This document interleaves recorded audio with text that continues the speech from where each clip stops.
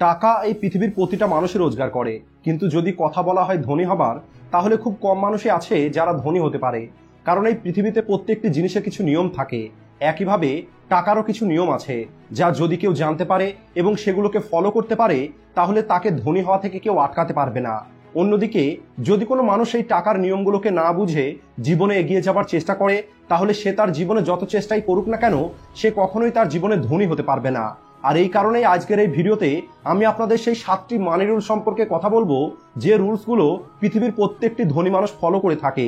আর যখন পৃথিবীর ধনী মানুষগুলোকে জিজ্ঞেস করা হয় আপনাদের ধনী হবার রহস্য কি, তারা প্রত্যেকেই এই 7টি রুলসের কথাই বলেছে। এই 7টি নিয়ম শুনতে আপনার খুবই সহজ মনে হবে, কিন্তু এগুলি খুবই ইফেক্টিভ। আর এই 7টি রুলস স্পেশালি তাদের জন্য যারা সত্যিই তাদের জীবনে ধনী হতে চায়, যারা ভবিষ্যতে নিজেকে ধনীদের লিস্টে দেখতে চায়। তাই যদি আপনিও নিজেকে ভবিষ্যতে একটি ধনী মানুষ হিসাবে দেখতে চান, তাহলে টাকার এই 7টি নিয়ম আপনাকে অবশ্যই জানতে হবে। তো চলুন শুরু করা যাক। Rule number 1, focus on making money then saving. প্রথমে আপনাকে টাকা রোজগার করার দিকে মনোযোগ দিতে হবে, তারপরে আপনাকে সেভিং করতে হবে। ছোট থেকেই আমাদেরকে এটাই শেখানো হয় যতটা সম্ভব ততটা টাকা সেভ করা উচিত, কিন্তু সেখানে আমাদের এই কথাটা বলা হয় না ধনী হবার জন্য অল্প একটু টাকা সেভ করাটা যথেষ্ট নয়। মনে করুন আপনার মাসিক ইনকাম হলো 20,000 টাকা, আর আপনি প্রতি মাসে 5,000 টাকা সেভিং করেন, তাহলে এই 5,000 টাকা সেভিং করে আপনি কি কখনো ধনী হতে পারবেন? কখনোই না। কারণ এমনটা করলে আপনি প্রতি বছরে কেবলমাত্র 60,000 টাকা সেভ করবেন, আর এরপরে দেখা যাবে আপনি আপনার সারা বছরের সেভিংটাকে কোনো একটি বার্থডে পার্টিতে অথবা কোনো মেডিকেল ইমার্জেন্সিতে একদিনেই খরচ করে দেবেন, আর আপনি পুনরায় শূন্যতে পৌঁছে যাবেন। আর মনে করুন যদি এমনটা না হয়, তাহলেও এই সামান্য সেভিং দিয়ে আপনার ধনী হতে আপনার অর্ধেকেরও বেশি বয়স পার হয়ে যাবে। এখন আপনি নিজেই চিন্তা করে দেখুন, আপনার স্বপ্নের গাড়িটা আপনার 60 বছর বয়সে চালাতে বেশি ভালো লাগবে, নাকি 30 বছর বয়সেই আপনি আপনার স্বপ্নের গাড়িটা চালাতে চান? তাই ধনী হবার প্রথম রুলসটা এটাই বলে আপনার বর্তমান ফোকাসটা কেবলমাত্র রাখতে হবে আপনার ইনকামকে বাড়ানোর দিকে, যে আপনি কিভাবে আপনার রোজগারটা প্রতি মাসে 20,000 থেকে 40,000, 60,000 অথবা 1 লক্ষ টাকা পর্যন্ত নিয়ে যেতে পারবেন। আর সেটা কিভাবে হবে সেটা আমি আপনাদের পরের পয়েন্টগুলোতে বলবো। Rule number 2, learn to attract money. আপনাকে টাকাকে আপনার প্রতি অ্যাট্রাক্ট করা শিখতে হবে। টাকাকে অ্যাট্রাক্ট করার সঠিক অর্থ হলো যে আপনি নিজেকে এত বেশি ভ্যালুয়েবল তৈরি করবেন যে টাকা নিজেই আপনার কাছে চলে আসবে। আমরা টাকা 3টি পদ্ধতিতে রোজগার করি। প্রথমত, আমরা আমাদের সময়কে বিক্রি করে টাকা রোজগার করি। দ্বিতীয়ত, আমরা আমাদের স্কিলকে বিক্রি করে টাকা রোজগার করি। আর তৃতীয়ত, আমরা আমাদের ব্রেনকে ব্যবহার করে টাকা রোজগার করি। আর যদি আপনি প্রথম ক্যাটাগরির মধ্যে আসেন, যারা নিজের সময়কে বিক্রি করে টাকা রোজগার করে, তাহলে আপনি জীবনে কখনোই ধনী হতে পারবেন না। কারণ যতটা সময় আপনি কাজ করবেন ঠিক ততটাই আপনি টাকা রোজগার করবেন, আর আপনার প্রয়োজনটা শেষ হয়ে গেলে আপনাকে কাজ থেকে বার করে দেওয়া হতে পারে। আর যদি আপনি দ্বিতীয় ক্যাটাগরির মধ্যে আসেন, যারা নিজের স্কিলকে বিক্রি করে টাকা রোজগার করে, তাহলে হয়তো আপনাকে কাজ থেকে বার করে দেওয়া হবে না, কারণ আপনার মধ্যে কোনো না কোনো স্কিল আছে যার কারণে সামনের মানুষটির আপনার প্রয়োজন পড়বে। কিন্তু এখানেও আপনি একটি লিমিট পর্যন্তই টাকা রোজগার করতে পারবেন, যার ফলে আপনার ধনী হবার সম্ভাবনাটা অনেক কম আছে। কিন্তু যদি আপনি তৃতীয় ক্যাটাগরির মধ্যে আসেন, যে নিজের ব্রেনকে ব্যবহার করে টাকা রোজগার করে, তাহলে আপনি 100% ধনী হতে পারবেন। কারণ যে মানুষ ব্রেন ব্যবহার করে কাজ করে সে একসঙ্গে অনেকগুলো জায়গা থেকে টাকা রোজগার করতে পারে, আর এটাকেই বলা হয় টাকাকে নিজের প্রতি অ্যাট্রাক্ট করা। তাই যদি আপনি সত্যিই জীবনে ধনী হতে চান, তাহলে যতটা দ্রুত সম্ভব আপনি নিজেকে এই তৃতীয় ক্যাটাগরির মধ্যে নিয়ে আসার চেষ্টা করুন। Rule number 3, put the money on right thing. আপনি আপনার টাকাকে সঠিক কাজে লাগানো শিখুন।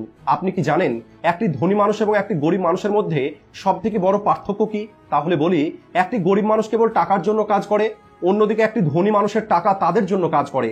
অর্থাৎ ধনী মানুষগুলো তাদের রোজগার করা টাকা সঠিক জায়গাতে ইনভেস্ট করে, কিন্তু গরিব মানুষগুলো নিজের টাকা ব্যাংকের সেভিং অ্যাকাউন্টে রেখে দেয়। আর সময় পার হবার সঙ্গে সঙ্গে এদের টাকার ভ্যালুটাও কম হতে থাকে।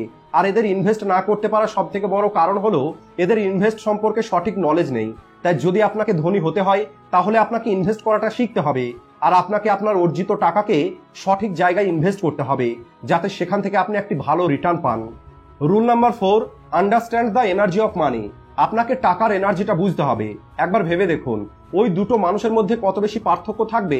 যে মানুষটা অনেক গরিব পরিবারে জন্মগ্রহণ করেছে, গরিব হয়ে যে ধীরে ধীরে বড় হয়েছে, অন্যদিকে আর একটি মানুষ যে অনেক ধনী পরিবারে জন্মগ্রহণ করেছে আর সবসময় ধনী মানুষদের মধ্যেই থেকেছে। যেহেতু প্রথম মানুষটি সারা জীবন গরিবই দেখেছে, এই কারণে তার মধ্যে একটি ভয় থাকবে যে আমার টাকাটা যেন হারিয়ে না যায়। আর এই কারণে সে সবসময় কঠিন পরিশ্রম করে আরো বেশি টাকা রোজগার করার চেষ্টা করবে আর নিজের অর্জিত টাকাকে বাঁচিয়ে রাখার চেষ্টা করবে। আর এভাবে সে কখনোই ধনী হতে পারবে না, কারণ টাকা একটি এনার্জির মতো কাজ করে। আমরা টাকাকে যত বেশি দাবিয়ে রাখতে চাইবো, এটা তত বেশি আমাদের থেকে দূরে চলে যাবে। অন্যদিকে দ্বিতীয় মানুষটি, যে মানুষটি সবসময় ধনী মানুষদের সঙ্গে থেকেছে, সে জেনে অথবা না জেনে টাকার এনার্জিটা বুঝতে পারে। এরা এদের কম টাকাকেও সঠিক জায়গায় ইনভেস্ট করে নিজের টাকা দিয়ে আরো বেশি টাকা তৈরি করে। আপনি এই বিষয়টাকে এভাবে বুঝতে পারেন। মনে করুন পৃথিবীর সব থেকে ধনী মানুষ ইলন মাস্কের কাছে থেকে তার সমস্ত সম্পত্তি নিয়ে ওনাকে জিরোতে ছেড়ে দেওয়া হয়, তাহলে আপনার কি মনে হয় উনি কি অন্য গরিব মানুষদের মতোই বাকি জীবনটা 9 to 5 জব করেই কাটিয়ে দেবেন? কখনোই না। উনি কয়েক বছরের মধ্যেই পুনরায় নিজের বিজনেস তৈরি করে ফেলবেন, কারণ উনি টাকার এনার্জিটা ভালোভাবে জানেন। উনি টাকাকে অ্যাট্রাক্ট করতে জানেন। উনি এই কথাটা খুব ভালোভাবে জানেন যে টাকা কাজ কিভাবে করে। তাই ধনী হবার জন্য টাকার এনার্জি সম্পর্কে জানাটা সব থেকে বেশি দরকার। Rule number 5, change the way you think. আপনাকে আপনার চিন্তা করার পদ্ধতিটা পরিবর্তন করতে হবে। অনেক ধনী মানুষ এটা বলেছে যে আমাদের ধনী হবার পিছনে সব থেকে বড় কারণ হলো আমাদের চিন্তা, কারণ আমরা সেই সব কিছু চিন্তা করি যেটা সাধারণত বেশিরভাগ মানুষ চিন্তা করে না। অর্থাৎ টাকা তৈরি করার অনেক গুরুত্বপূর্ণ একটি নিয়ম যে আপনাকে আপনার চিন্তার গণ্ডিটা বড় করতে হবে। আজ অনেক ধনী মানুষ কেবলমাত্র এই কারণে ধনী নয় যে তারা অনেক বেশি স্মার্ট, বরং তারা এই কারণে এত বেশি ধনী হতে পেরেছে কারণ তাদের ব্রেনে একটি নতুন আইডিয়া সবার আগে এসেছে, আর তার থেকেও গুরুত্বপূর্ণ তারা সেই আইডিয়ার উপরে কাজ করেছে, অর্থাৎ সঠিক সময়ে সঠিক অ্যাকশন নিয়েছে। একবার ভেবে দেখুন, অ্যামাজন কোম্পানির মালিক জেফ বেজোস যদি আলাদা কিছু চিন্তা না করতো, তাহলে আজ হয়তো অ্যামাজন কোম্পানির কোনো অস্তিত্বই থাকতো না। কিন্তু উনি আগামী দিনের অনলাইন শপিং এর ক্রেজটাকে বুঝতে পেরেছিলেন, আর এই কারণেই আজ অ্যামাজনের মতো বিশাল কোম্পানি তৈরি করতে পেরেছেন। একইভাবে ওয়ো কোম্পানির ফাউন্ডার রিতেশ আগারওয়াল একটি নতুন আইডিয়া চিন্তা করে, আর আজ ওয়ো কোম্পানি কয়েক মিলিয়ন ডলারের কোম্পানি হয়ে গেছে। তাই ধনী হবার জন্য আলাদা রকম ভাবে চিন্তা করাটা খুবই গুরুত্বপূর্ণ একটি নিয়ম। আর যখন আপনি আলাদা রকমের চিন্তা করবেন আর আপনার মধ্যে কোনো নতুন আইডিয়া আসবে, আপনাকে দ্রুত সেই আইডিয়ার উপরে কাজ করতে হবে। Rule number 6, stay away from the habit to taking loan. ঋণ নেওয়ার অভ্যেস থেকে নিজেকে দূরে রাখুন। বর্তমানে আমাদের সোসাইটির একটি নিয়ম তৈরি হয়ে গেছে, যদি আমাদের প্রতিবেশী একটি নতুন গাড়ি কিনে নেয়, তাহলে তখন আমাদের ব্রেনেও এটা আসে যে এখন আমাকে তার থেকেও দামি গাড়ি কিনতে হবে। আর এই নিয়মটা প্রত্যেকটি জিনিসের ক্ষেত্রেই প্রযোজ্য। বেশিরভাগ মানুষ অন্য মানুষকে দেখানোর জন্য ব্যাংক থেকে লোন নিয়ে নেয়, আর সেই টাকা দিয়ে নিজের শখ পূরণ করে, আর ইএমআই দিতে গিয়ে বাকি জীবনটা পার করে দেয়। এরা দামি দামি জিনিস ব্যবহার করে বাইরে থেকে নিজেকে ধনী দেখায়, অন্যদিকে দেখা যায় এরা অনেক বেশি ঋণের মধ্যে জড়িয়ে আছে। বিশেষ করে 18 থেকে 25 বছর বয়সের মানুষদের মধ্যে এই ক্রেজটা সব থেকে বেশি দেখা যায়, যারা মনে করে জীবন কেবলমাত্র একবারই পাওয়া যায়, তাই সমস্ত শখ পূর্ণ করা উচিত। আর এই চিন্তাটার কারণে এরা লোন নিয়ে অনেক দামি দামি জিনিস কিনে নেয়, আর নিজের জীবনের শুরুটাই ঋণের মধ্যে থেকে করে। তাই কখনোই এটা ভেবে ফালতু খরচ করবেন না যে জীবন কেবল একবারই পেয়েছি। আপনাকে এটা বুঝতে হবে যে জীবন আমরা একবারই পেয়েছি, কিন্তু এখন আমাদের বয়সটা কেবলমাত্র 20 বছর, অর্থাৎ এখনো আমাদের 60 থেকে 70 বছর জীবন কাটাতে হবে। তাই ধনী হবার 6 নম্বর নিয়মটা আমাদেরকে এটাই শেখায়, অন্য মানুষকে দেখানোর জন্য বেঁচে থাকার থেকে ভালো হলো আপনি আপনার অর্জিত টাকাকে সঠিক জায়গায় ইনভেস্ট করুন, আর একটি সময় পরে সত্যিকারের ধনী হয়ে আপনি আপনার জীবনটাকে উপভোগ করুন। রুল নাম্বার 7, ট্র্যাক ইওর মানি। আপনি আপনার টাকাকে ট্র্যাক করতে থাকুন।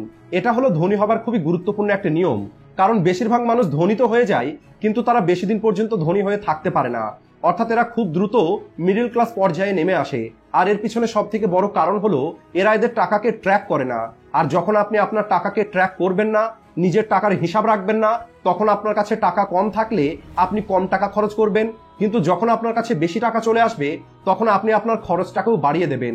অর্থাৎ আপনার ব্যাংক ব্যালেন্সটা একদম সেম থাকবে, কেবলমাত্র আপনার গাড়ি, আপনার পোশাক এবং আপনার প্রয়োজনীয় জিনিসগুলো ব্র্যান্ডেড হয়ে যাবে। আর যখন একবার আপনার ইনকামটা বন্ধ হয়ে যাবে তখন পুনরায় আপনি আবার সেই আগের অবস্থায় ফিরে চলে আসবেন যেখান থেকে আপনি শুরু করেছিলেন। তাই যদি আপনি ধনী হয়ে যাবার পরে সারা জীবন ধনী হয়ে থাকতে চান, তাহলে আজ থেকেই আপনাকে আপনার টাকাকে ট্র্যাক করা শুরু করতে হবে। আর এই ছিল ওই 7টি নিয়ম, যে নিয়মগুলোকে ধনী হবার জন্য আপনাকে অবশ্যই ফলো করতে হবে। আশা করি আজকের এই ভিডিও থেকে আপনারা অনেক কিছু শিখতে পেরেছেন, তাই ভিডিওটিকে লাইক ও শেয়ার করতে ভুলবেন না। ভিডিওটি শেষ পর্যন্ত দেখার জন্য ধন্যবাদ।